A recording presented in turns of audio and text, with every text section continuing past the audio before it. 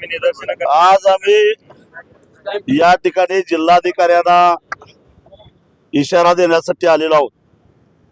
कुठलीही पूर्वसूचना न देता 4 दिवसापूर्वी जलसंपदा विभागानं महावितरण कंपनीला कळवलं की सगळ्या शेतकऱ्यांचे वीज तोडून टाका. आज 4था दिवस आहे. अनेक शेतकऱ्यांनी अडसाली लागणीसाठी शेतामध्ये बी पसरून ठेवलेलं होतं. आदल्या दिवशी कुणालाच काही माहित नव्हतं की उद्यापासून वीज बंद होणार आहे, पाणी बंद होणार आहे. गेल्या आठवड्यामध्ये पडलेल्या पावसानंतर सरकारनं ऑनलाईन खत विक्रीचा जो खेळखंडोबा केला, त्याच्यामध्ये सर्कस करून शेतकऱ्यांनी जे खत उपलब्ध झालेलं होतं ते खत टाकून झालेलं होतं. आणि तुम्हाला माहिती आहे की असल्या उन्हामध्ये खत टाकलेला असताना जर का पाणी दिलं नाही तर पीक करपून जातं. वीज तोडली जाणार आहे हे जर शेतकऱ्यांना माहिती असतं तर कदाचित त्यांनी खत टाकलं नसतं. त्यांनी ऊसाची लागण करण्यासाठी ऊस तोडला नसता.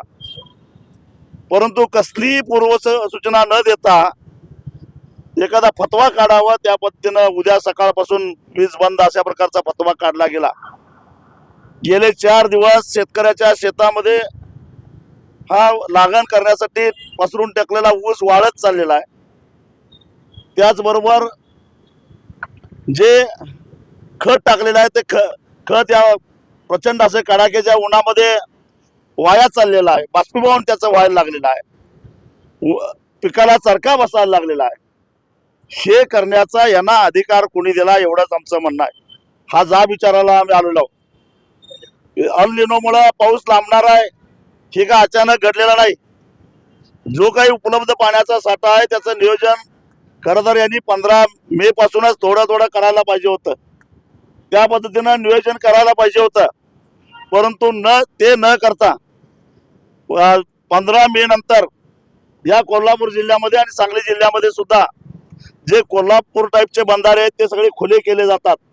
कारण केव्हाही मान्सून येऊ शकतो आणि मान्सून आल्यानंतर पुराचं पाणी आलं तर त्याला अडथळा नको म्हणून सगळे बर्गे काढले जातात. त्या पद्धतीनं आता जे काही बर्गे घातले आहेत ते कुचकामी स्वरूपात घातले आहेत, तात्पुरत्या स्वरूपात घातले आहेत. त्याच्यामध्ये लिकेज चालू आहे आणि हे सारं पाणी खाली कर्नाटकामध्ये वाहून चाललेलं आहे. आज अगदी अशी राज्यातल्या इतर जिल्ह्यासारखी स्थिती सांगली कोल्हापूरमध्ये नाही आहे. विशेषतः कृष्णा आणि तिच्या उपनद्यामध्ये नाही आहे, हे लक्षात घ्या. कारण माझ्याकडं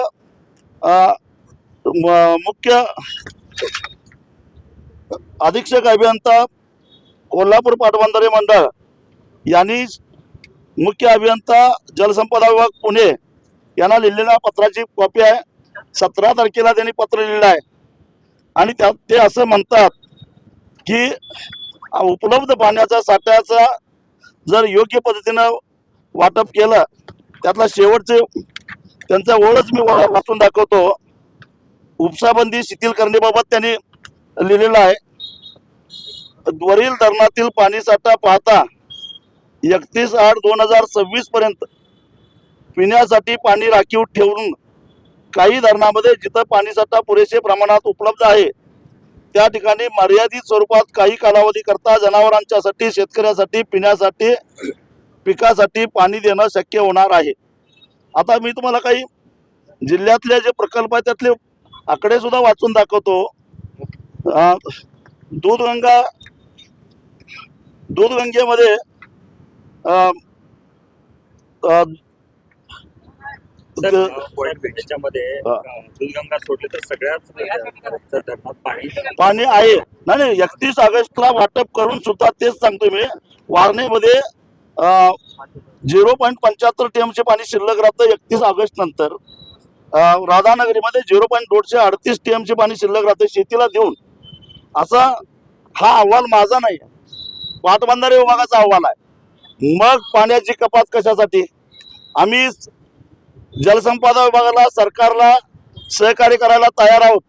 आम्ही असं नाही म्हटलं की पिण्याचं पाणी तोडा आणि शेतीला द्या, परंतु पिण्याचं पाणी राखीव ठेवून सुद्धा जे आता पिकं उपलब्ध आहे उभे आहेत ती वाचवणं शक्य आहे. त्यासाठी जर नियोजन करायचं असेल तर शेतकऱ्यांना विश्वासात घ्या.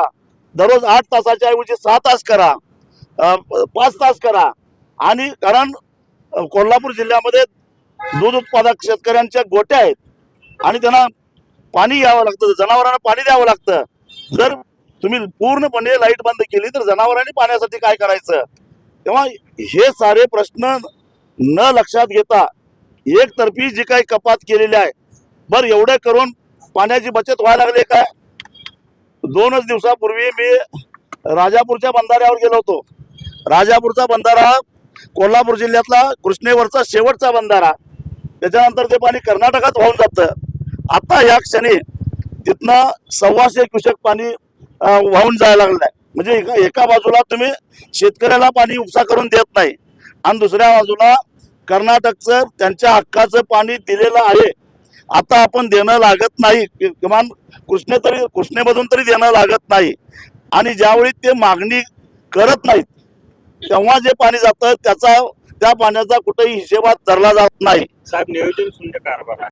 हे सगळे प्रशासन आज देशाच्या गृहमंत्र्याच्या आगमनासाठी स्वागतासाठी रमलेला आहे, पण इथं शेतकऱ्याचा जीव चाललेला आहे.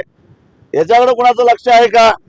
आणि मग एखादा राजा महाराजा यावा, मला इथं यायला 1 तास उशिरा झाला. त्याचं कारण त्यांचं जे काय ट्रायल चालली होती त्यांचं त्या कॉन्वॉयचा, त्यासाठी मला तिष्ठत राहावं लागलं. शिरोलीतनं इथं यायला मला 1 तास लागला.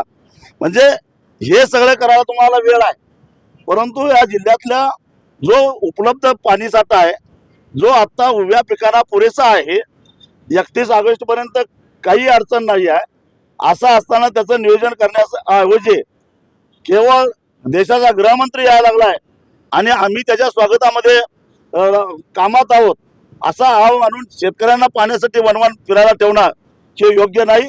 आणि म्हणून मग त्या गृहमंत्र्याला आम्ही सांगू की आमची परिस्थिती काय आहे. आणि त्यामुळं आम्ही इशारा दिलेला होता की पहिल्यांदा हे पाणी चालू करा, कपाती मागे घ्या. आम्ही पूर्ण सहकार्य करायला तयार आहोत. उपलब्ध पाणी 31 ऑगस्ट पर्यंत कसं वापरायचं याचं नियोजन करायला शेतकरी पूर्णपणे सहकार्य करायला तयार आहेत. आम्ही आडमुठी भूमिका घेतलेली नाही आहे. दुसरी गोष्ट, आमचं म्हणणं एवढंच आहे की आता उपलब्ध पाणीसाठ्याचा एकत्र बसून चर्चा करू. शेतकऱ्यांना आवाहन करू, नवीन ऊसाची लागण करू नका, वारपाई करू नका, नवीन पिकं घेऊ नका, आहे ती जगूया असं आवाहन शेतकऱ्याला केलं असतं तर शेतकऱ्यांना नक्कीच सहकार्य केलं असतं. सगळ्यात महत्वाची गोष्ट म्हणजे गेल्या 50 वर्षाचा इतिहास बघितला तर कितीही मोठा दुष्काळ पडला तर कोल्हापूर जिल्हा पूर्ण कोरडा जात नाही.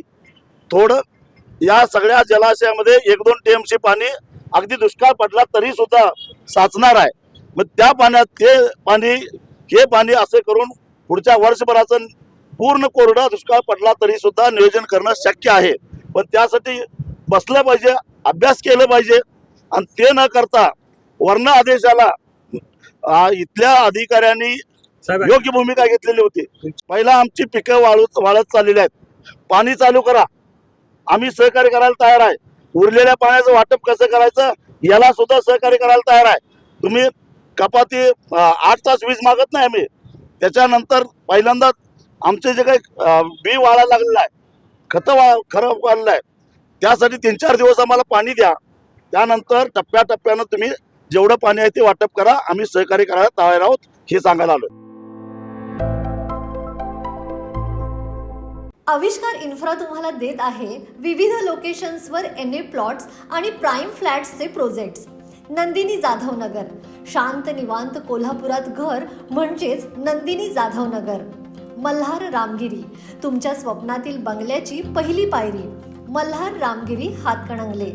पॅनोरमा हिल्स आंबा, सह्याद्रीच्या कुशीत निसर्गाच्या सानिध्यात तुमचं स्वतःचं फार्म हाऊस. पद्मविरा सिटी जयसिंगपूर, एक आधुनिक लाईफस्टाईल देणारा 1 and 2 BHK होम्सचा प्रोजेक्ट.